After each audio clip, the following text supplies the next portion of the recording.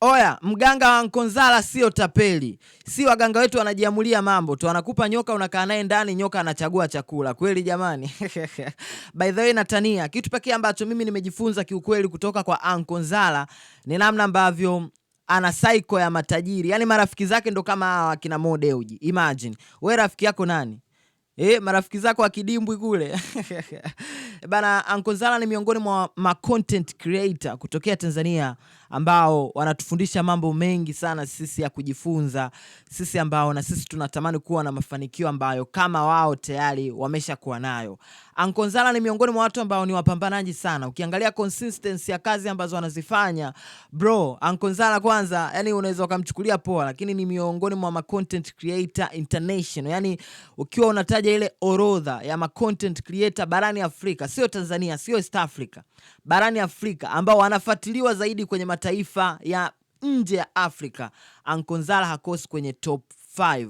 Ukiangalia insight yake, ukiangalia dashboard yake, mara kadhaa amekuwa akishare, anafuatiliwa na mataifa siji India, siji Irani, siji wapi. Yani inadhihirisha ni namna gani content zake zinaenda viral sana. Ukiangalia viewers anapata ndani ya lisali moja viewers inazaidi, yani video inazaidi ya viewers milioni 5.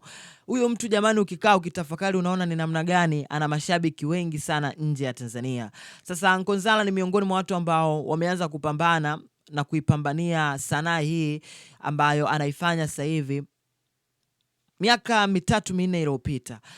Comment ambazo alikuwa anazipata mwanzo, kwa mtu ambaye unaanza unaweza ukakata tamaa. Mimi nilikuwa nafuatilia, naona comment namna ambavyo watu wanamsema vibaya, mtoto mdogo, sijui urudi shule ukasome and all that. Lakini hao ambao walikuwa wanamsema vibaya kipindi kile, sasa hivi ndo wanajifanya wanamjua sana baada ya kuona psycho yake ndo kama hao akina Mpanzu. Yani Nkonzala yeye anakaa kiti kimoja na matajiri, yani wanakaa kabisa wana shoot content kama hivi. Mo Dewji ana feel comfortable kabisa kukaa na Nkonzala. Afu wewe hata Mo Dewji hujawahi kumuona. Nkonzala sasa hivi flight zake yani ni nje ya nchi, mara usikia ameenda Kenya, ameenda wapi, ni kitu cha kawaida sana.